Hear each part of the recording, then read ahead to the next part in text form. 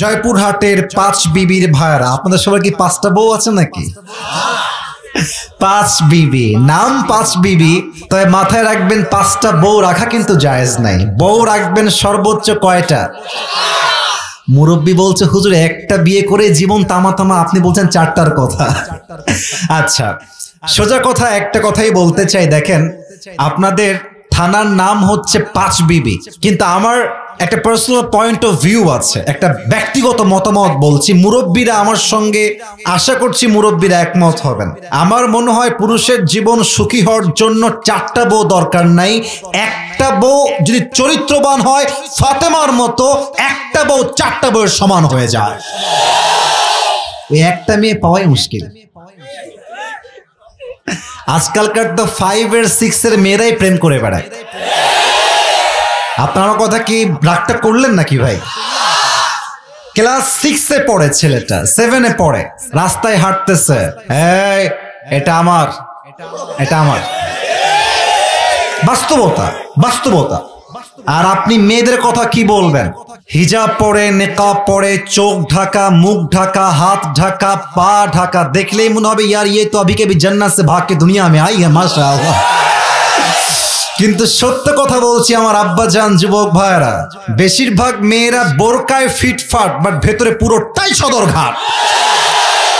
আমরা সব মেয়েকে এক পাল্লায় মাপি না, তবে আমাদের কথা হচ্ছে একটাই, যেই মেয়ে চরিত্রবান হবে সে আমার বউ হবে, যেই মেয়ের চরিত্রের ঠিক নাই সে আমার বউ হওয়ার যোগ্যতাই তো রাখে না। জয়পুরহাটের ভাই, আল্লাহ মেয়েদেরকে পরিপূর্ণ পর্দাশীল হওয়ার তৌফিক দান করে, পড়েন সবাই আমিন। তো পাঁচ বিবির ভাইরা কেমন আছেন আপনারা সবাই? আমাকে চেনেন? কখনো দেখেছেন ফেসবুকে, ইউটিউবে?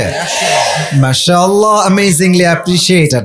আমি একটা কথা সবাইকে প্রথমে ইনশিওর করছি, আপনারা অনেকে নিয়ত করে আসছেন যে আজকে আসিফ হুজুরকে সরাসরি দেখবেন, এটাই মনের মধ্যে চলছে। প্লিজ এই মুহূর্তে এখন চেঞ্জ ইওর ইন্টেনশন, নিয়ত চেঞ্জ করতে হবে। কারণ হলো ইন্নামাল আমালু বিন্নিয়াত, আপনার আমলের সওয়াব আপনি পাবেন কি পাবেন না, it's based on your intention. অনেকে আজহারের মাহফিলে যায় ওয়াজ শুনতে না, আজহারকে দেখতে যায়। এখন আপনি বলেন, মানুষকে দেখলে হেদায়েত আসবে না আমল করলে হেদায়েত আসবে? কোনটা? আমল করলে হেদায়েত আসবে। আর একটা সত্য তিতা কথা বলে ফেলি, সত্য তিতা, এটা আমার জন্য তিতা, আমার জন্য সবচেয়ে বেশি তিতা। বাংলাদেশে যোগ্য আলেমের দাম খুবই কম, আর যে ভাইরাল তার দাম খুবই বেশি। এ দেখেন মিডিয়ার ভাইরা কতজন চলে আসছে দাওয়াত ছাড়াই, ভালোবাসার খাতিরে হয়তো আসছে তারা, কিন্তু বড় আলেম আসুক, মিডিয়ার ভাইদেরকে তো আপনি খুঁজে পাবেনই না, এলাকার লোকদেরকে আপনি হারি কেন্দ্র খুঁজে পাবেন না। হ্যাঁ, ঠিক বলতে গায়ে বাজছে আমি জানি, হ্যাঁ এটা বাস্তব। প্রিয় ভাইরা, চেহারা সুন্দর হওয়া কিংবা ফেসবুকে ইউটিউবে ভিউ বেশি হওয়া, ফ্যান ফলোয়ার্স বেশি হওয়াই যদি একজন ব্যক্তির যোগ্যতার মাপকাঠি হতো, আমার মনে হয় হিরো আলমের মতো সফল বাংলাদেশের দ্বিতীয় কেউ হতে পারে না, যুবক ভাই। অতএব ব্যক্তিকে তার চেহারা দিয়ে নয়, ফ্যান ফলোয়ার্স দিয়ে নয়, তার ঈমান এবং আমল দিয়ে জাস্টিফাই করতে হবে, ঠিক কিনা বলেন? নিয়তটা চেঞ্জ। বলেন আমার সঙ্গে সবাই নিয়ত করে, বলেন সবাই আল্লাহ, আরেকটু জোরে, আল্লাহ আমি নিয়ত করলাম আজ দোয়া করে বাসায় যাব, এবং আওয়াজটা একটু কম পাচ্ছি, একটু জোরে, এবং যা শুনবো শুধু শুনেই শেষ করব না, আমলও করব।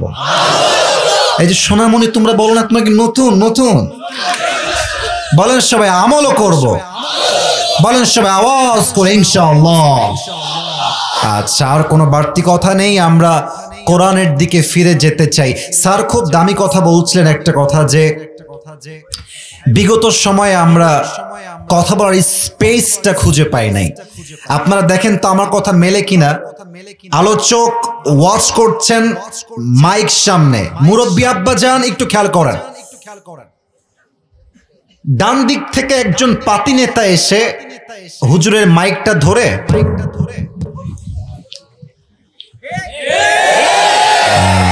আসো, আজকে কেউ থাকলে আসো, তোমার পিঠের চামড়া একটাও বাকি থাকবে না যুবক ভাই। এটা মামুর বাড়ির আবদার নয়, তাফসির মাহফিল। তুমি মিয়া যেই নেতাই হও, যেই বাপের বেটাই হও না কেন, তুমি আল্লাহর কোরআন শুনতে বাধা দিবা, তোমার পিঠের চামড়া একটাও থাকবে না যুবক ভাই। আমি আজকে কথা বলতে চাই মন খুলে। তবে আমি জানি এখানে অনেক বিএনপির লোক আছেন, আমি জানি অনেক জামাত ইসলামের ভাইরা আছেন, আমি জানি শ্রমিক আছেন, আমি জানি অনেক মহিলা আছেন, আমি জানি অনেক ব্যবসায়ী আছেন, আমি এটা জানি, এটা আমার মাথায় আছে। আমি কোনো দলকে হেট করি না। আমার প্রথম পরিচয় বিএনপি না, প্রথম পরিচয় আওয়ামী লীগ না, প্রথম পরিচয় জামাত ইসলাম না, প্রথম পরিচয় তাবলীগ না, প্রথম পরিচয় কওমি না, প্রথম পরিচয় চরমনায় নয়, আমার প্রথম পরিচয় আহলে হাদিস নয়, আরে আমার প্রথম পরিচয় মুসলমান ঘরের সন্তান। This is my first identity, এটাই আমার প্রথম পরিচয়। এখন এটা আমি বললাম কেন, যাতে করে আপনারা বোঝেন যে আমি আপনাদের কারো শত্রু না। আমার কথা বিগত দিন 5 আগস্টের আগের কথা সেটা ভিন্ন, 5 আগস্টের পরের কথা ভিন্ন। আমরা চাই আগামীতে নির্বাচন হবে সুষ্ঠু নির্বাচন। আমি আগেই বলছি, আমি কোনো রাজনৈতিক বক্তব্য দেওয়ার জন্য আমার শ্রমিক ভাইদের মাহফিলে আসি নাই। দ্যাটস নট মাই ইন্টেনশন, এটা আমার উদ্দেশ্য নয়। বাট আমি যা বলছি 2টা পয়েন্ট, আমি মনে করি যদি আমি এটা আজকে না বলি, এটা আমার ইমানের সঙ্গে বেঈমানি হবে। আমি বলতে চাই, 1 নাম্বার কথা, আগামীর দেশে ভোট হবে, নির্বাচন হবে। আমি জানি না আপনারা মুসলমান হিসেবে, মুমিন হিসেবে আমার সঙ্গে একমত হবেন কিনা, বাট আশা রাখবো প্রত্যেকটা যুবক মুরব্বী দল মত নির্বিশেষে এক হতে আমার সঙ্গে বাধ্য আপনারা। 1 নাম্বার, আগামীর বাংলাদেশের ক্ষমতা আমরা কোনো নারীর হাতে আর জীবনেও দেখতে চাই না। রাগ করলেন? আমি কি ভুল বললাম না ঠিক বললাম বলেন? এটা কোনো দলকে মেনশন করে বলি নাই, এক কথাই সাফ কথা, কোন নারীকে আমরা ক্ষমতা দেখতেই চাই না জয়পুরহাটের ভাই।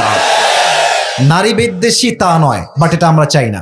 2 নাম্বার, খুব ভালো করে বুঝবেন, ক্ষমতা কে পাবে, কখন পাবে, কেমনে পাবে, এটা আমরা কেউ জানি না, বাট জানে একজন। বলেন সবাই, তিনি কে? আমরা চাই আমার দেশের আগামীর প্রধানমন্ত্রী হবেন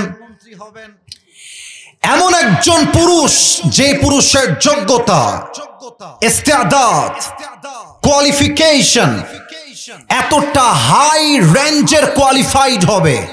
আমার দেশের প্রধানমন্ত্রী চাইলে ঢাকার জাতীয় সংসদে দাঁড়িয়ে যেমন দেশের পক্ষে বক্তব্য দিবেন, আমার দেশের প্রধানমন্ত্রী চাইলে জাতীয় মসজিদ বাইতুল মুকাররমে দাঁড়িয়ে জুমার খুতবা দেওয়ার যোগ্যতাও রাখবেন।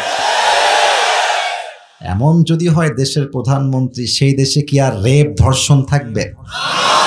সুদ থাকবে? ঘুষ থাকবে? আরে পুরো দেশটাই সোনার বাংলাদেশ হয়ে যাবে, ঠিক কিনা বলেন? আল্লাহ এমন নেতা নির্বাচন করার তৌফিক আমাদের সবাইকে দান করুক, পড়েন সবাই আমিন। আর কোনো কথা নয়, কার কার বউ আছে একটু হাত তুলেন। বউ আছে কার কার? বউ আছে কার কার?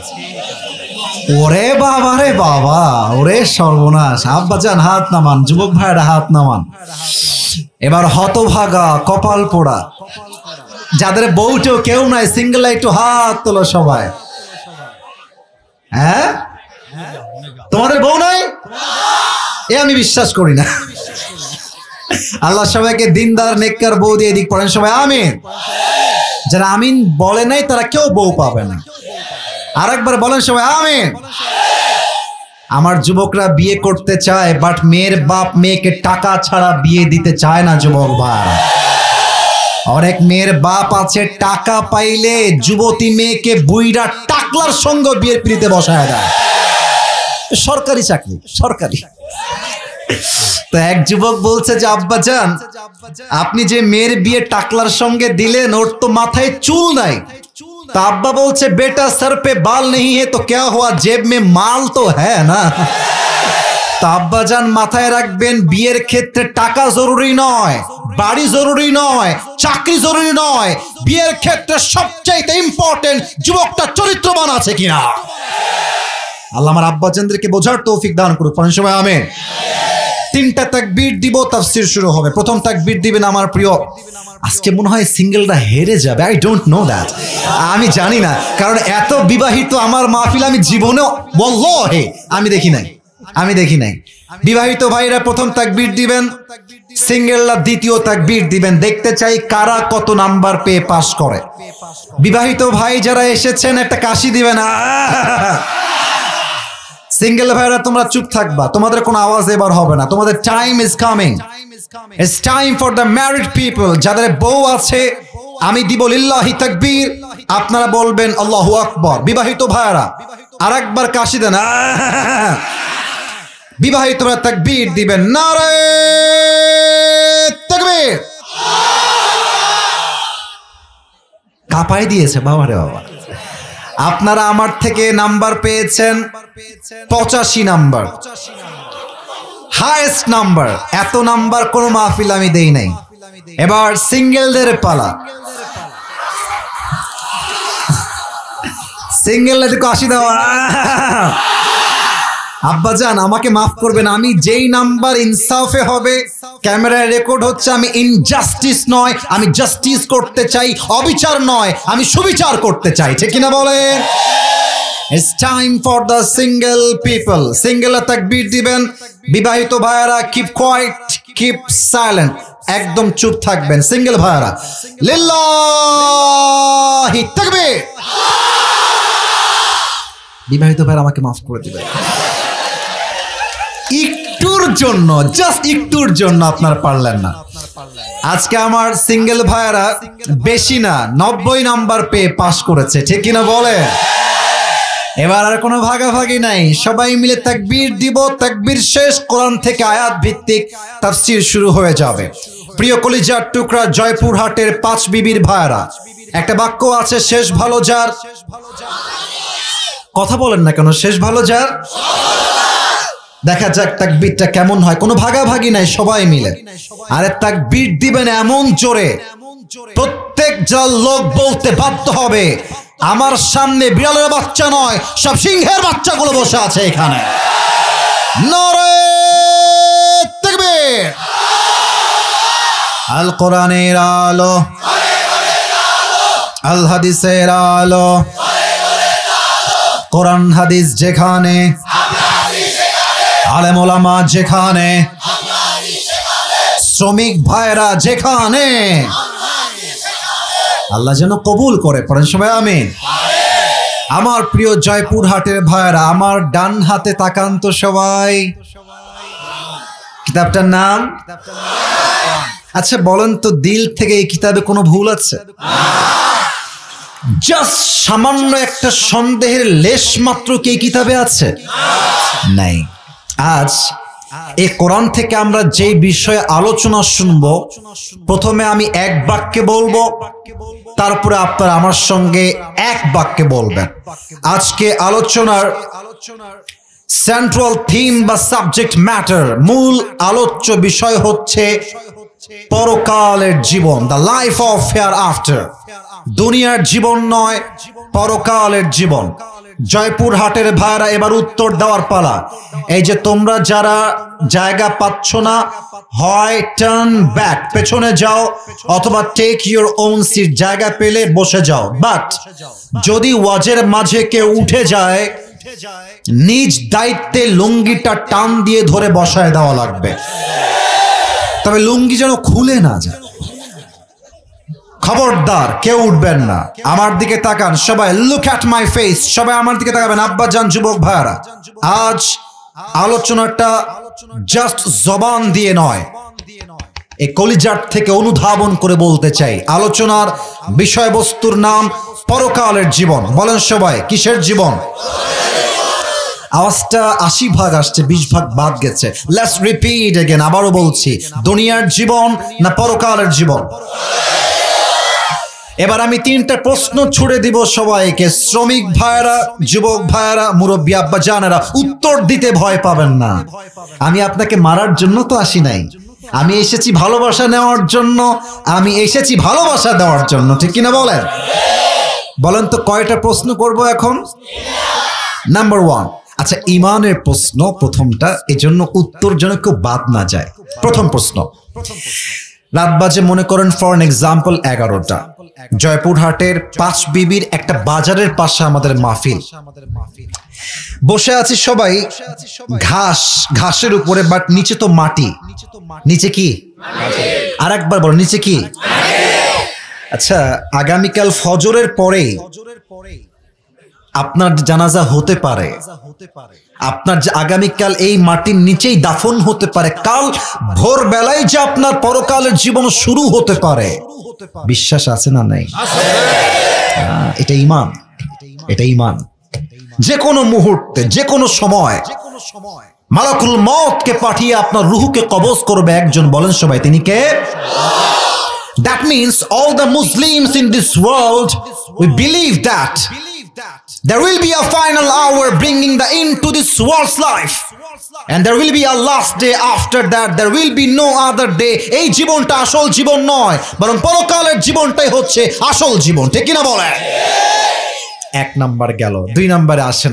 এবার একটু মেধা খাটিয়ে উত্তর দিবেন, ভুলে ভালে আবেগে উত্তর দিবেন না।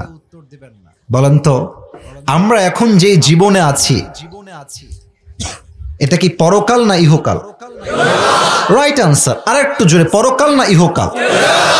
এবার বলেন, দুনিয়ার জীবন কি বেশি উত্তম না পরকালের জীবন বেশি উত্তম? সন্দেহ আছে মনে হলো। আর একবার, দুনিয়ার জীবন বেশি উত্তম না পরকালের জীবন বেশি উত্তম? কোরআনে আল্লাহ তাআলা বলেছেন 30 নাম্বার পারা সূরাতুদ দুহার ভেতরে আল্লাহ তাআলা বলছেন, বান্দা শোনো শোনো, ওয়ালাল আখিরাতু খায়রুল লাকা মিনাল উলা। ও আমার বান্দা, দুনিয়ার জীবন যত চাকচিক্য হোক না কেন, দুনিয়ার জীবন যতই সুন্দর হোক না কেন, দুনিয়ার জীবনটা উত্তম জীবন নয়, বরং দুনিয়ার জীবনের চাইতে আখিরাতের জীবনকে 1000 গুণ বেশি উত্তম করে বানিয়েছে একজন। তিনি কে? The life of hereafter is much more better than this worldly life. আল্লাহ বলছেন, বান্দা, দুনিয়ার জীবনটা উত্তম জীবন নয়, বরং দুনিয়ার চাইতে আমি আল্লাহ তাআলা আখিরাতের জীবনকে 1000 গুণ বেশি উত্তম করে বানিয়েছি। সুবহানাল্লাহ বলেন। লাস্ট কোয়েশ্চেন, শেষ প্রশ্ন, দেখা যাক আপনারা পারেন কিনা। আশা করছি পারবেন। আচ্ছা, আমার দিকে সবাই একবার তাকান তো, যারা চেনেন যারা চেনেন না সবাই তাকান। আচ্ছা প্রিয় ভাইরা, আমার চেহারা সুন্দর না অসুন্দর তা বলার জন্য তাকাতে বলি নাই। কোয়েশ্চেন ইজ ডিফারেন্ট, ভিন্ন প্রশ্ন। যারা আমাকে ফেসবুকে দেখেছেন আগে, আর আজকে ফেস টু ফেস সরাসরি আমাকে দেখছেন, ফেস টু ফেস আর কি, লজ্জা পাবেন না, জাস্ট যেটা আপনার মনে আছে সেটাই বলবেন, আমি কাউকে ধমক দিব না। আপনাদের আমাকে ফিজিক্যালি দেখে, সরাসরি দেখে মুরব্বীরাও বলবেন, যুবকরাও বলবেন, আনুমানিক কত বয়স মনে হচ্ছে? আনুমানিক একটা বলেন তো। 25 থেকে 28। মাশাআল্লাহ, খুব সুন্দর একটা উত্তর দিয়েছেন। আগে কি বলবেন দেখি? 25, 28, 30। আপনাদের উত্তরগুলো জাস্ট ওয়াও, মাশাআল্লাহ। আপনাদের উত্তরটা একদম সঠিকও না, বাট সঠিকের অনেকটাই কাছাকাছি। আচ্ছা, এখানে এমন কোন মুরব্বী আব্বা জান কি আছেন? এই যে মুরব্বী আব্বা জান, এমন কোন মুরব্বী কি আছেন যেই মুরব্বীর বয়স এখন 50+, অর্থাৎ 50-এর বেশি? কোন আব্বা থাকলে বেয়াদবি নিবেন না, যদি আপনার বয়স 50-এর বেশি হয়, আব্বা একটু হাত তুলে দেখাবেন আমাকে। আব্বা জান, মাশাআল্লাহ, 50-এর বেশি আব্বাজান, হাত নামান। এবার আমাকে বলেন, দুনিয়ার জীবনটা কি বেশি লম্বা হবে না আখিরাতের জীবন বেশি লম্বা হবে? আপনারা উত্তর দেন না। সবাইকে উত্তর, আমি আসিফ হুজুর, ছাড় হবে না, উত্তর দেওয়া লাগবে। দুনিয়ার জীবনটা বেশি লম্বা না আখিরাতের জীবন বেশি লম্বা? কত বেশি লম্বা? আমি জাস্ট একটা আয়াত তেলাওয়াত করছি, একটা আয়াত, আর তার ট্রান্সলেশন, তর্জমা আপনাকে বুঝাই দিবে পরকালের জীবনটা কত বেশি লম্বা। আগে দলিলটা বলে দেই। 30 নাম্বার পারা, 30 নাম্বার পারা, 4 নাম্বার পৃষ্ঠা, সূরাতুন নাজিআতের এক্সাক্ট শেষ আয়াত। আল্লাহ রাব্বুল আলামিন বলছেন, বান্দা শোনো শোনো, كأنهم يوم يرونها لم يلبثوا إلا عشية أو ضحاها। আল্লাহ বলছে বান্দা পরকালের জীবন কত বিশাল লম্বা জীবন। একটা আয়াত খুব ভালো করে বুঝে নাও। যেই মুরব্বীর বয়স আজকে 50 বছর, আমার যেই শ্রমিক আব্বা জানের বয়স আজকে 60 বছর, যেই মুরব্বী নানির বয়স আজকে 80 বছর হয়ে গিয়েছে, আল্লাহ বলছে 80 বছরের মুরব্বী আব্বা জান, 80 বছর আম্মা জান যেই দিন মারা যাবে, পরকালের জীবনটা যেদিন থেকে শুরু হয়ে যাবে, 80 বছর যার বয়স ছিল, 100 বছর যার বয়স ছিল, ওই মুরব্বী ডাক দিয়ে বলবে আল্লাহ আমার তো দুনিয়ার হায়াত ছিল 100 বছর, আমার তো দুনিয়ার হায়াত ছিল 80 বছর, আমার তো দুনিয়ার হায়াত ছিল 60 বছর, কিন্তু আল্লাহ পরকালের জীবন যখন থেকে দেখা শুরু করে দিয়েছি আমার কাছে মনে হচ্ছে 80 বছরের জীবন নয়, পুরো দুনিয়ার জীবনটা ছিল একটা সকাল কিংবা সন্ধ্যার মতো। আল্লাহু আকবার। It was just like on morning or on evening, একটা পুরো জীবন 80 বছরের। আপনি কি আয়াতটা একটু বুঝা ট্রাই করতেছেন? একটু ভাবেন তো যে 80 বছরের জীবনটা পরকালের সামনে একটা সকাল কিংবা সন্ধ্যার মতো। আল্লাহু আকবার। সবাইকে আবদার রাখবো, এই যে আমার দুইটা চোখ দেখতে পাচ্ছেন, সবাই ডানে সামনে বামে, left right in front of me যারাই আছেন, এই দুইটা চোখ এখন সবাই 5 সেকেন্ডের জন্য বন্ধ করবেন। এখনই না, স্টপ, থামেন, আগে বন্ধ করবেন না। কেন বন্ধ করবেন? এই চোখটা বন্ধ করে সবাই জাস্ট 5টা সেকেন্ডের জন্য ভাববেন আপনার সামনে মালাকুল মউত দাঁড়িয়ে আছে, মৃত্যুর সময়টা আপনার সামনে হাজির হয়ে গিয়েছে, আপনি কবরের বাসিন্দা হয়ে গিয়েছেন, সাদা কাফনের প্যাকেট হয়ে আপনার কবরে দাফন করে দেওয়া হয়েছে। জাস্ট 5টা সেকেন্ডের জন্য ভাববেন। আপনার চিন্তা যখনই শেষ হবে 5 সেকেন্ডে, এরপরে আমি আপনাদের সবাইকে পরকালের জীবনটা জাস্ট ভাষায় নয়, আপনাদেরকে একটা কল্পনার জগতে নিয়ে যাব যেখানে পরকালটা কেমন হবে, কবরের জীবনটা কেমনে শুরু হবে, মালাকুল মউত আপনার সামনে কেমনে হাজির হবে, তার রূপ কেমন হবে, একটা ভিন্ন জগতে নিয়ে যেতে চাই সবাইকে।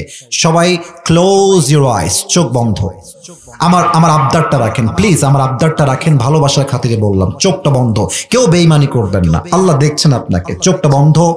আচ্ছা, চোখ যদি বন্ধ হয়ে যায় আব্বাজান, যুবক ভাইয়ারা, মায়েরা, বোনেরা, এবার মাথাটাকে একটু নিচু করেন, আমার কথা শোনেন, আমার কথাটা শোনেন, আমি আবদার রাখছি, চোখ বন্ধ, মাথা নিচু। আমি কাউকে দেখতে পাচ্ছি না কারণ আমার চোখটাও বন্ধ আছে। আচ্ছা, চোখ বন্ধ, মাথা নিচু যদি হয়ে যায়, 5 আমি গুনবো, 1 থেকে 5, আপনি জাস্ট আপনার মৃত্যুকে 5টা সেকেন্ডের জন্য কলিজার থেকে অনুধাবন করবেন যে আপনি মরে গেছেন, আপনার লাশটা পৃথিবীতে পড়ে আছে। 1, 2, 3, 4, 5। জয়পুরহাটের 5 বিবির ভাইরা, ওপেন ইউর আইস, চোখ খুলবেন, সবাই চোখ খুলবেন। পরকালের জীবনের একদম প্রথম ধাপ হবে মৃত্যু দিয়ে শুরু হবে। মৃত্যু কেমন হবে? এখানে অনেক যুবক, অনেক মুরব্বী এসেছেন, এখানে সবার মাঝে 2টা দল আছে। এক হচ্ছে those who perform the salah, number 2 হচ্ছে those who do not perform the salah। এক হচ্ছে নামাজি বান্দা, আর এক হচ্ছে বেনামাজি বান্দা। 2 জনের মৃত্যু হবে 2 রকম। নামাজি বান্দার সামনে যখন মালাকুল মউত এসে দাঁড়িয়ে যাবে, মালাকুল মউতের চেহারার গায়ের রং হবে ধবধবে ফর্সা, গায়ে থাকবে একটা লম্বা সাদা জুব্বা, আর মুখে থাকবে লম্বা চাপদাড়ি। নামাজি বান্দার সামনে দাঁড়িয়ে ডাক দিয়ে বলবে, ইয়া আইয়াতুহান নাফসুল মুতমাইন্না উখরুজি ইলা মাগফিরাতিল্লাহি ওয়া রিজওয়ানি। হে নামাজি বান্দা, বের হয়ে আসো। মালাকুল মউত বলছে বের হয়ে আসো। তো নামাজি বান্দা বলবে, ভাই আমি বের হয়ে যাব কোথায়, আমার গন্তব্য কোথায়? মালাকুল মউত ডাক দিয়ে বলবে, ইলা মাগফিরাতিল্লাহি ওয়া রিজওয়ানি। আল্লাহু আকবার। আরে আল্লাহর জান্নাত আর ক্ষমা তোমার অপেক্ষায় আছে, বের হয়ে আসো, আল্লাহর জান্নাত তোমার অপেক্ষায় বসে আছে। সুবহানাল্লাহ পড়েন। আচ্ছা, বলেন তো এটার নাম কি? কথা যদি জোরে বলেন তাহলে বোঝার সুবিধা হয়। এটার নাম কি?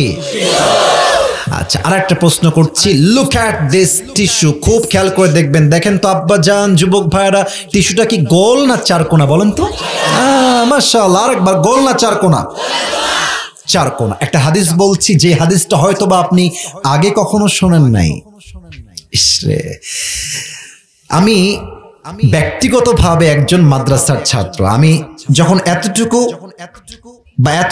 তখন থেকে আমি মক্তবে পড়াশোনা করি। আমার আব্বা একজন মাদ্রাসার প্রিন্সিপাল, একজন খতিব। তিনি ছোট্টবেলার থেকে 5 ওয়াক্ত নামাজ অহংকার নিয়ে নয়, দিমাগ নিয়ে নয়, শো অফের জন্য নয়, 5 ওয়াক্ত নামাজ বাচ্চাকাল থেকে জামাতের সঙ্গে পড়ি, আলহামদুলিল্লাহ।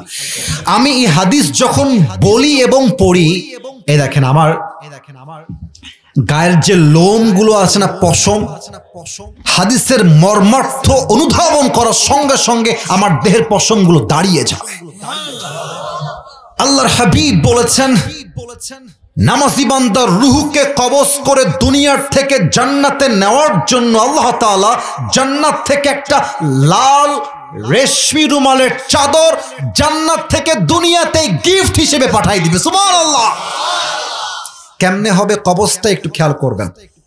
এটা হচ্ছে আমার বাম হাত, এটা আমার ডান হাত। এটা আমার কোন হাত? একটু বলেন, এটা আমার কোন হাত? আমাকে যতটুকু দেখা যায়, আমি এখন একটা হাদিসের ভাষ্যকে বোঝাবার জন্য অভিনয় করবো, যে জায়েজ, এটা হারাম কোনো অভিনয় নয়, জাস্ট হাদিসটাকে হাইলাইট করার জন্য। নামাজি বান্দা শুয়ে আসে তার বেডের ভেতরে, যখন তার রূহটা কবজ করা হবে, মালাকুল মাউত বাম হাত দিয়ে নয়, ডান হাত দিয়ে কবজ করবেন। একদম স্মুথলি, হালকা করে হাতটা বাড়ায় দিবে। যখন তার রূহটাকে বের করবে, হাদিসে আসছে নামাজি বান্দার রূহটাকে বের করা হবে এত সহজে, একটা কালো পিঁপড়া কামড় দিলে যেমন খুব বেশি একটা ব্যথা অনুভব হয় না, নামাজি বান্দার রূহটা কবজ হয়ে যাবে, নামাজি বান্দার টেরও সহজে পাবে না। সুবহানাল্লাহ। এখানে দেখেন কতগুলো যুবক দাঁড়িয়ে আছে, বসে আছে। ওই দিকে তাকান, কতগুলো যুবক দাঁড়িয়ে আছে, বসে আছে। আব্বা জান, এবার আমার দিকে তাকান। এটা কথা বলছি, মাইন্ড করবেন না একদম। আমি আপনাদের পায়ে হাত রেখে বলছি, আমি আপনাদেরকে কলিজার থেকে ভালোবাসি।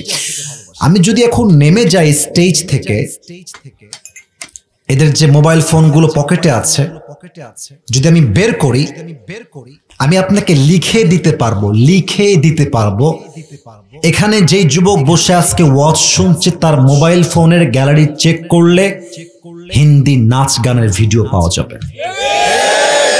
এখানে যদি আমি অনেকের পকেট চেক করি, এখন right now, at this moment, এই মুহূর্তে তার পকেট থেকে বিড়ির প্যাকেট বের হবে, এখনই বের হবে। ইভেন না, এই হাসির জন্য বলি নাই, না আস্তাগফিরুল্লাহ, আমি হাসির জন্য একদম বলি নাই, আমি বোঝাবার জন্য বলেছি। এখানে এমন শ্রোতা বসে আছে, এই যে ভাইজান, না ভাইজান, এই যে ভাইজানকে ধরেন তো ভাইজান, না যেন না ভাইজান, আপনি কি বিড়িওয়ালা নাকি ভাই? না, বসেন, কোথাও যাবেন না, কলিজার ভাই আমার। একটা লোক ডান বাম হবে, আমি ডাক দিবেন আমাকে, তাকবীর দেন, নারে তাকবীর। এখানে এমন লোক বসে আছে, যে লোকটা মাহফিল শেষ করে যাওয়ার সময় টানতে বাসায় যাবে, ঠিক কিনা বলে? তার মৃত্যু কেমন হবে এবার আসেন। এবার আমি এটা হাইলাইট করব। খালি ওয়াজ শুনলে হবে না, ওয়াজ বুঝতে হবে তো আপনাকে। বেনামাজির সামনে যখনই মালাকুল মওত আসবে, তার দেহের চামড়ার রং হবে নীলাভ বর্ণের চেহারা, পা থাকবে জমিনে,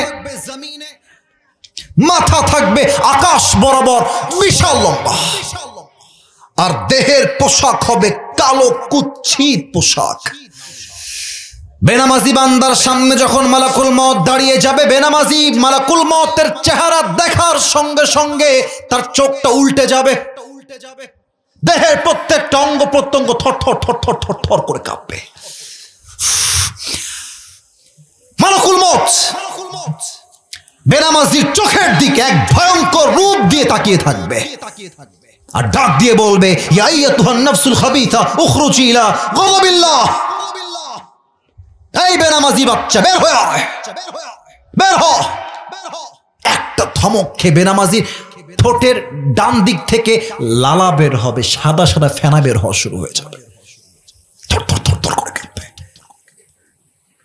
আর হাদিসে আসছে বেনামাজ যখন থরথর করে কাঁপবে, মালাকুল মউত বলবে ও খুরুজি ইলা গাদাবিল্লাহ, বের হয় আল্লাহর গজবের দিকে, রূহটা বের হবে না। আর যখন বের হবে রূহটা ছিঁড়ে বের হবে। একবার ডান দিকে দৌড় দিবে, বাম দিকে দৌড় দিবে, পেছনের দিকে দৌড় দিবে। এবার আমার বাম হাত দেখবেন, বাম হাত, look at my left hand, বাম হাত দেখবেন সবাই। মালাকুল মউত তার বাম হাতটাকে একদম পেছনের দিকে নেবে, জাস্ট লাইক দিস, এমনে। আর পেছন থেকে নিয়ে তার বলের সমস্ত শক্তি প্রয়োগ করে বেনামাজি মুরব্বী, বেনামাজি যুবক, বেনামাজি মা, বেপরদা মা তার রুহের দিকে একটা থাবা দিবে। তার রুহটা যখন ধরবে, এমনে যখন টেনে বের করবে, হাদিসে আসছে একটা জীবিত ছাগলকে যাবেহ না করে তার চামড়া কেউ যদি ব্লেড দিয়ে কুচি কুচি করে ছিঁড়ে ফেলে, ওই ছাগলটার যে পরিমাণ কষ্ট হয় তার চাইতে কমসে কম 70 গুণ বেশি কষ্ট দিয়ে বেনামাজির রুহ কবজ হবে। নাউজুবিল্লাহ। এর চাইতে কড়া ভাষা, এর চাইতে অন্য কোনো হাদিস আমি জানি না। এই ওয়াজ শুনেও কেউ যদি আজকে ফজরের নামাজ না পড়ে, এই ওয়াজ শুনেও যদি কোনো যুবক হারাম থেকে ফিরে না আসে, এই মৃত্যুর যন্ত্রণার কথা শুনে যদি কোনো মুরব্বী বিড়ি খাওয়া না ছাড়ে, বিশ্বাস করেন তার মতো হতভাগা কপাল পোড়া আর কেউ হতে পারে না। ঠিক কিনা বলে? রূহ যখন কবজ হয়ে যাবে, বাস পরকালের জীবনের আউয়াল মঞ্জিল, প্রথম ধাপ, কবরের জীবনটা শুরু। একটা প্রশ্ন করবো এবার, উত্তর হয়তো 95% মানুষ ভুল দিবেন। একটু ব্রেনটাকে স্টপ করেন, একটু থামেন, চুপচাপ থামেন। বলেন তো কবরের জীবনের মোট প্রশ্ন হবে কয়টা? 4টা। একজন বলেছে 4টা। কে বলেছে? মাশাআল্লাহ, আব্বাজান, যুবক ভাই, মাশাআল্লাহ। মোট প্রশ্ন 3টা নয়। আমি কাউকে বাধাবার জন্য বলি না, আমি বলার জন্যই বলেছি। বলেন তো কবরের মোট প্রশ্ন কয়টা? আরে ভয় নাই, বলেন সবাই, মোট প্রশ্ন কয়টা? আমি প্রশ্ন করছি, আপনি উত্তর দেন। প্রথম প্রশ্ন, এই মন থেকে বলবেন, মার রব্বুক, বলেন তো আমাদের সকলের রব একজন, তিনি কে? একটু দিল থেকে আসে নাই। আর একবার, মালাকুল মউত রূহ কবজ করার পরে, মালাকুল মউতের কাজ শেষ হওয়ার পরে কবরের ফেরেশতা বলছে মার রব্বুক, আমরা বলে আমাদের রব একজন, তিনি কে? আল্লাহ আমার রব। একটু গান না আমার সাথে, আল্লাহ আমার রব। দমে দমে তনু মনে তারি অনুভব, তোমার দুনিয়াতে আমি যেদিকে তাকাই, অথই নেয়ামতে ডুবে আছি সবাই। পাখপাখালির কণ্ঠে শুনি তাসবিহ কলো রব, তাসবিহ কলো রব, আল্লাহ আমার রব। দমে দমে তনু মনে তারি অনুভব, রবকে। 2 নাম্বার প্রশ্ন হবে, তার আগে আমার দিকে তাকানো সবাই। এইটা আমার মুখে কি? এটা হটাইছি তো, জোরে করেন, এটার নাম কি? আব্বাজান, আপনার নাতি হিসেবে, নানাদের কাছে নাতি হিসেবে, বাবার কাছে সন্তান হিসেবে, আর যুবকদের কাছে ভাই হিসেবে, এই আমাকে খুব পাম দিবেন না, যা বলবেন মন থেকে। আমি যে নবীর সুন্নাহের দাড়ি রেখেছি, চাপ দাড়ি। আচ্ছা বলেন তো, আমি চাইলে দাড়িটা ক্লিন শেভ করতে পারতাম না? পারতাম তো। আমি পারতাম কিনা বলেন, পারতাম কিনা বলেন? পারতাম। কিন্তু আমি যে রেখে দিয়েছি দাড়িটা চাপ দাড়ি, এই যুবক বয়সে, এই সত্য বলবেন, একদম মন থেকে বলবেন, মিথ্যা বলবেন না। আমাকে দাড়িতে অসুন্দর লাগছে না সুন্দর লাগছে? আনস্মার্ট লাগছে না স্মার্ট লাগছে? অনেক মেয়ে দেখবেন দাড়িওয়ালা যুবক দেখলে গায়ের মধ্যে একটা চুলকানি শুরু হয়ে যায়, আছে না নাই? বলেন না কেন আপনারা ভাই? তা আমি কি বলি জানেন আব্বাজান, যুবক ভাইরা, যেই মেয়েদের দাড়িওয়ালা যুবক পছন্দ হয় না, আমার মনে তাদের জন্য বিটিএস এর হিজড়া ছাড়া সেকেন্ড কোন অপশন যুবক ভাইরা হতে পারে না। আর আমি বলি একটা কথা বীর বাহাদুরের মতো, যেই মেয়ে দাড়ির জন্য আমাকে পছন্দ করতে চায় না, সে আমার বাড়ির বউ হওয়ার যোগ্যতাই তো রাখে না। এবার বলেন তো, আমার নবীর মুখে লম্বা লম্বা চাপ দাড়ি ছিল কি ছিল না? আমার নবীর মতো সুন্দর এই পৃথিবীতে দ্বিতীয় আর কেউ কি হতে পারে?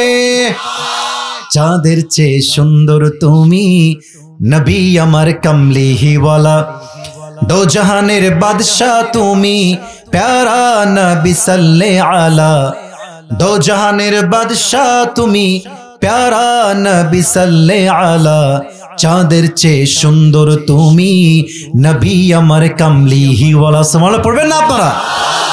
তা আপনি ভাববেন যে বলবে ওমান নবিয়্যু আতারিফু হাদার রাজুল, আতারিফু হাদার রাজুল, do you know this person who is he? এই মানুষকে তুমি চেনো? আপনি মুখস্থ বলতে পারবেন না। যার মুখে নবীর সুন্নাহ আছে সেই ব্যক্তি একমাত্র সঠিক উত্তর দিতে পারবে, ঠিক কিনা বলে? 3 নাম্বার উত্তর সবার দিল থেকে চাই, আমাদের ধর্মের নাম। আমি আরবিতে প্রশ্ন করবো, সবাই বাংলায় আমার সাথে সবাই উত্তর দিবেন। বাংলা না, ওটাও আরবি শব্দ। ওয়ামা দীনু, আওয়াজটা কম, ওয়ামা দীনু। আপনার সবাই আল্লামা দেলোয়ার হোসেন সাইদি হুজুরের নাম শুনেছেন না? লজ্জা পাইছেন মনে হয় বলতে, ছি ছি ছি। আপনার সাইদি হুজুরের নাম শুনেছেন না? ও, সাইদি হুজুরের নাম বললে অনেকে বলতো রাজাকার। রাজাকার যে বলবে রাজাকার, সে পিতৃ পরিচয়হীন অবৈধ সন্তান, জয়পুরহাটের ভাই। আল্লামা সাইদি হুজুর একটা মারাত্মক কথা বলতেন। উনি বলতেন, না এই কথা বললে রাগ করতে পারেন, থাক, রাগ করলেও বলবো, রাগ করলেও বলবো। দেখেন, আমি যে ওয়াজ করতেছি, আমি যদি এখন কবরের ওয়াজ বাদ দিয়ে বাংলাদেশে দিন কায়েমের কথা বলি, কোরআনের রাজ কায়েমের কথা বলি, অনেকের গায়ে চুলকান শুরু হয়ে যাবে। বলবেন না না, কোরআন দিয়ে কি আর দেশ চলে? কোরআন দিয়ে কি আর সংসদ চলে? কোরআন হচ্ছে এমন একটা কিতাব, বাঁশ গাছ থেকে শুরু করে নিয়ে সংসদ পর্যন্ত যেখানে যা লাগবে কোরআন প্রত্যেকটা বিষয়ের দলিল সুস্পষ্ট বয়ান করেছে, ঠিক কিনা বলে? সাইদি হুজুর বলতেন যে আমরা ইসলাম কায়েমের কথা বললেই 3টা গালি দেওয়া হয়। আমি গালিগুলো 1, 2, 3 করে বলছি, দেখা যাক আপনারা আমার কথাগুলোকে ঠিক বলে অ্যাপ্রিসিয়েট করতে পারেন কিনা। 1 নাম্বার গালি হচ্ছে জঙ্গিবাদ, 2 নাম্বার গালি হচ্ছে রাজাকার, 3 নাম্বার গালি হলো মৌলবাদ। কমন গালি মৌলবাদ। আচ্ছা মুরব্বী আব্বাজান, আমার মায়েরা বোনেরা, আমার কলিজার টুকরা যুবক ভাইরা, দেখো তো, মৌলবাদ শব্দের শুরুটাই হয়েছে মৌল দিয়ে। সাইদি হুজুর বলতেন মৌল আসছে মূল থেকে। বলেন তো মৌল আসছে কি থেকে? একটু জোরে, মৌল আসছে কি থেকে? মূল মানে কোরআন, মূল মানে হাদিস, মূল মানে আল্লাহ তাআলা, মূল মানে হিজ লাস্ট মেসেঞ্জার মুহাম্মদ সাল্লাল্লাহু আলাইহি ওয়াসাল্লাম। তো সাইদি হুজুর বলতেন যারা আমাদেরকে মৌলবাদী বলে গালি দাও, আমরা রাগ করি না, কারণ আমরা মূলবাদী। আর যারা মৌলবাদী বলে গালি দাও তারা সব আগাবাদী। এবার বলেন, গাছের अगर मैं जन्नत में जाना चाहूं तो मुझे बस एक अमल की जरूरत है अब्बा, मुझे बस एक अमल चाहिए तुमसे, एक अमल তুমি দিবা, আমি সো জান্নাতি হয়ে যাব। আব্বা বলবে कौन है तुम्हारी बाप? হাসতেছেন কারা? বুঝেন নাই আপনারা? আপনারা যদি বুঝতেন আপনারা কাঁদতেন এখন বসে বসে। আব্বা বলবে সন্তানকে कौन हो तुम, कहां से आए हो? मैं तुम्हारी बाप नहीं हूं, আমি তোমার বাপ না, বের হও। इवन बाप আরেকটা আজীব কথা বলবে। बाप बोलबे जे मेरा तो बीवी नहीं था, बेटा कहां से आएगा? अरे আমার তো বই ছিল না, বেটা কই থেকে আসবে? বের হও এখান থেকে। যুবকটা হতাশ হয়ে ফিরে আসবে, মায়ের কাছে আসবে, মাকে এসে বলবে যে মা, মার বাপ তো আমাকে চিনতে পারে নাই মা। একটা আমলের জন্য বাপ আমার থেকে চোখ চেহারা ফিরাই নিয়েছে। ऐ मेरी माँ, तुम मुझे इनकार मत करना, मुझे बस जन्नत में जाने के लिए एक अमल की जरूरत है। ও আম্মা জান, একটা আমল হলেই তোমার ছেলে জান্নাত, আমি তোমার কলিজার ছেলে, একটা আমল দিবা না মা? মা ডাক দিয়ে বলবে कौन हो तुम, कहां से आए हो, कौन है तुम्हारी माँ, उखरुज, বের হও। এই কথা বলে কি এখানে? এই ছেলেরা, এই ডিসেন্ট ম্যানার বোঝো না? কতগুলো মানুষ চাতক পাখির মতো বসে ওয়াজ শুনছে, তুমি মিয়া মাছে বাজা পাইছো? এটা এগুলো মিডিয়ার লোক রেকর্ড করছে, এগুলো তো তোমাদের এলাকার বদনাম হবে, বোঝো না কেন? মা বলবে তোকে আমি চিনি না, বের হ। কোন মা বাপ ভাই বাচ্চা বউ একটা আমল দিবে না। এবার দেখেন তারিক জামিল বললেন, এটা আমার শেষ হাদিস, এরপরে আমি কিছু বলবো না, দোয়ার দিকে যাব। এই ডান হাঁটু আর বাম হাঁটু যুবকটা উঠাবে কিয়ামতের ময়দানে, আর হাঁটুটা উঠাবে বাচ্চাদের মতো, এই বুক বরাবর। আমি উঠাতে পারছি না কারণ পরিবেশটা এরকম নাই, এই বুক বরাবর। আর ডান হাত আর বাম হাতটা এইভাবে দিয়ে মাথাটা নিচু করে দুই চোখের পানি ছেড়ে অঝরে কান্না করবে। এক যুবক আসবে দৌড় দিয়ে, এসে বলবে, আরে ভাই तुम्हें क्या हो गया, तुम इतनी परेशान क्यों हो, तुम्हें क्या चाहिए मुझे बताओ। এই ভাই তোমার কি লাগবে আমাকে বলো। যুবকটা ওর দিকে তাকাবে, আরে বলবে, আরে ভাই আপনি জানতো मेरी बाप ने मुझे आज नहीं पहचाना, मेरी माँ ने मुझे नहीं पहचाना, आप कौन है। अरे भाई जानतो बाप माए चिनছে না ভাইকে, বের হন এখান থেকে, আপনাকে দিয়ে আমার কোনো কাজ হবে না। तो যুবকটা বিনয়ের সুরে বলবে, भाई क्या चाहिए आप मुझे बताइए, कि हो सकता है कि मैं आपकी मदद कर भी सकता हूं। अरे भाई বলেন না, বলতে আপত্তি কোথায়। तो যুবকটা খুব আবেগ নিয়ে বলবে, भाई मुझे जन्नत में जाने के लिए बस एक अमल चाहिए, मेरी बाप ने नहीं दिया, भाई ने नहीं दिया, मेरी बीवी ने नहीं दिया, मेरी बाप ने भी मुझे नहीं दिया, किसी ने भी एक अमल नहीं दिया, একটা আমল হলেই আমি জান্নাতি। যুবক বলবে, আপনি তো শিওর একটা আমল হলে জান্নাতি, আপনি শিওর? বলবে, ইয়েস আমি শিওর, একটা আমল হলেই জান্নাতি। ওই যুবকটা বলে, ভাই যান, একটা আমল আজকে আপনার ভাই আপনাকে দান করবে। তো আমি ভাবলাম এরপরে কি দেখি তারিক জামিল কি বলে। তো তারিক জামিল বললেন যে যুবকটা যখন শুনবে তার ভাই তাকে একটা আমল দিবে, তোর চোখটা বড় বড় হয়ে যাবে। আরে ভাই আপ মজাক কর रहे हैं मेरे साथ, मेरी बाप ने नहीं दिया, भाई ने नहीं दिया, आप कौन होते हैं एक আমল देने वाला। আপনি দিবেন না মজা করছেন, আরে ভাই আপনি নিবেন কিনা তাই কম। আরে ভাই দেন দেন দেন, একটা আমল নিয়ে সোজা আল্লাহর কাছে দৌড় দিবে, আল্লাহ ये देखो मुझे एक अमल मिल गया है, मुझे अभी के अभी जन्नत में दाखिल करा दो। আল্লাহ এই তো একটা আমল পেয়ে গেছি, 51। আল্লাহ বলবে, কিরে এই আগে বলেন তো আল্লাহ সব দেখে কি দেখে না, আল্লাহ সব জানে কি জানে না। আল্লাহ বলবে, কিরে বান্দা ये एक अमल तुझे किसने दिया है। ও আমার বান্দা, তোর বাপ দেয়নি, ভাই দেয় নাই, মা দেয় নাই, বউ দেয় নাই, বাচ্চাও দেয় নাই, আজ तुझे एक अमल किसने दे दिया। যুবকটা ডাক দিয়ে বলবে, হাদা আখি, ये जो मेरी भाई है इसने मुझे एक अमल दिया है। আল্লাহ বলবে, কিরে বান্দা, doesn't make any sense, তোর মাথায় হুশ বুদ্ধি আছে তো? বাপ দেয় না, মা দেয় না, বউ দেয় না, বাচ্চা দেয় না, तू कौन होता है एक अमल देने वाला, তুই কে, তুই দিলি কেন বান্দা আমাকে বল। एक अबाक करा उत्तर दिवे, बोले अल्लाह मैं क्या करूं, मेरे पास अमल है तो सिर्फ एक ही अमल है, अगर ये है तो भी मैं जहन्नमी हूं, अगर नहीं है तो भी मैं जहन्नमी हूं। अल्लाह ये तो থাকলেও जहन्नमी, ना থাকলেও আমি जहन्नमी। तो मैंने सोचा कि अगर एक अमल मैं अपनी भाई को दे दूं और वो जन्नती हो जाए तो इसमें बुरी क्या बात है। मैंने मेहरबानी करके एक अमल अपनी भाई को दे दिया। আল্লাহ দয়া করে মায়া করে আমার একটাই আমল, ও থাকলেও জাহান্নামী ও না থাকলেও জাহান্নামী, আমি ভাইকেই মায়া করে দান করে দিয়েছি। আল্লাহ বলবে, ও अच्छा अच्छा, इसका मतलब ये है कि तुम तुम्हारी रब से भी बड़ा मेहरबान बनना चाहते हो। नहीं, अना रहमान, अना रहीम, I'm the most merciful, I'm the most gracious, I'm the most kindful Lord, मुझसे बड़ा मेहरबान और कोई भी नहीं हो सकता, मैं सबसे बड़ा मेहरबान हूँ। ऐ बंदा, तो रবের মতো মায়াময় দয়াময় পৃথিবীর আর কেউ হতেই তো পারে না, ঠিক না বলে। अल्लाह बोल, भाई मेरे बंदे तुझे एक अमल मिल गया है, 51 हो गया है, जा तू जन्नत में चले जा, लेकिन तू अकेला जन्नत में मत जाना, जिस भाई ने तुझे एक अमल दिया है तू भी जन्नत में जा, अपनी भाई को साथ लेकर दोनों जन्नत में चले जा।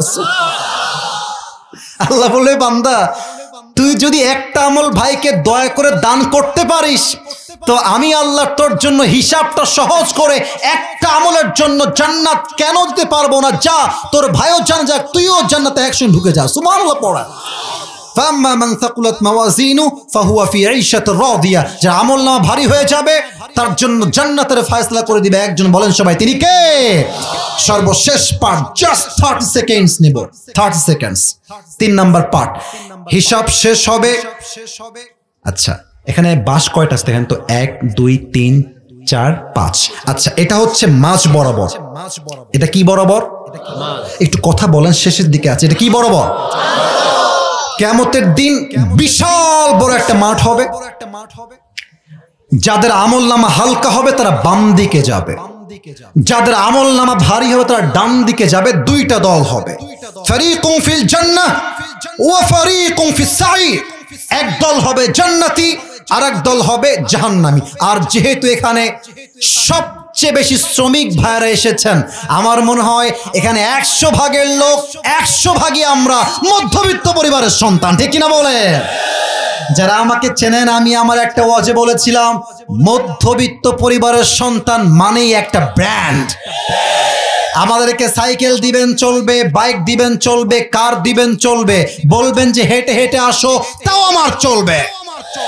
আমাকে বালিশ দিবেন ঘুমাবো, খাট দিবেন ঘুমাবো, টাইলস দিবেন ঘুমাবো, কিছুই দিবেন না আমি মাটিতেই শুয়ে পড়বো, ঠিক কিনা বলে?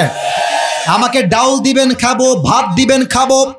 আমাকে আপনি কিছুই দিবেন না, এক গ্লাস পানি দিবেন, একটা মরিচ দিবেন, পান্তা ভাত দিবেন, আমি পান্তা ভাত খেতে প্রস্তুত আছি, ঠিক কিনা বলে? আমি মধ্যবিত্ত পরিবারের সন্তান, আমি বড় ঘরে ধাপুস ধুপুস খেয়ে বড় হওয়া ব্রয়লার মুরগি নয়। আমরা শ্রমিক মানুষ, কাজ করে খাই, মাথার ঘাম পায়ে ফেলে খাই। আল্লাহ বলছে যেই মুরব্বী, যেই যুবক, যেই মা, যেই বোন মধ্যবিত্ত থাকা অবস্থায়, গরিব থাকা অবস্থায় ধৈর্যের পরিচয় দিবে, ইন্নামা ইউওয়াফাস সাবিরুনা আজরুহুম বিগাইরি হিসাব, কিয়ামতের কঠিন ময়দানে আমি আল্লাহ তাদের সবাইকে বিনা হিসাবে জান্নাত দান করব। এটা জোরে সোরে সুবহানাল্লাহ পড়তে পারলেন না? আচ্ছা 2 দল হয়ে যাবে, ডান কাতার বাম কাতার। আল্লাহ বলবে আচ্ছা আমি নাম ডাকছি, নাম হয়তো মিলবে না, জাস্ট ডাকতেছি, আব্দুর রহমান, আব্দুল্লাহ, উঠে আসো। আল্লাহ আমরা উঠবো কেন? আল্লাহ আমরা কি জাহান্নামী নাকি? আল্লাহ বলবে না না, আরে তোমরা আসো, তোমরা সবার আগে বিনা হিসাবে জান্নাতে যাবা। আল্লাহ কেন বিনা হিসাব? আল্লাহ বলবে ওই যে শ্রমিক ছিলে, কষ্ট করে খেটে খেটে খেতে, গরিব ঘরের মানুষ ছিলে, মধ্যবিত্ত পরিবারের মানুষ ছিলে, কিছুই ছিল না, তবুও ধৈর্যের পরিচয় দিয়েছো, তোমার ধৈর্যের জন্য আমি আল্লাহ তোমাকে বিনা হিসাবে জান্নাত দান করব। সুবহানাল্লাহ। আমি একটু দোয়াটা করে দিই, আপনারা শুধু আমিন বলবেন যে আল্লাহ আমাদের সবাইকে কিয়ামতের হিসাব দিবসে বিনা হিসাবে জান্নাত দান করো। সবাই আমিন।